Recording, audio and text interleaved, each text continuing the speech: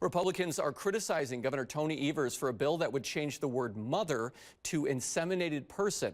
Our Wisconsin State Capitol Bureau Chief Vanessa Kelson has more on the bill and the widespread reaction it's garnering.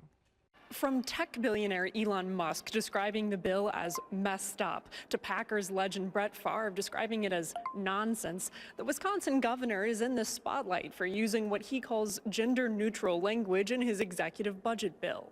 What the Republicans say is a lie, so of course I'm pretty PO'd about that. The online outrage is sparked by the bill's artificial insemination, or IVF, section, where the language, quote, the husband of the mother, was changed to, quote, the spouse of the inseminated person. All we want is to make sure that moms and dads have the legal, things have been taken care of legally so that moms can have a year of service from an OB/GYN. The bill, introduced Friday, looks to recognize same-sex marriages by using gender-neutral language. The terms like wife, husband, mother, and father are replaced by spouse or person.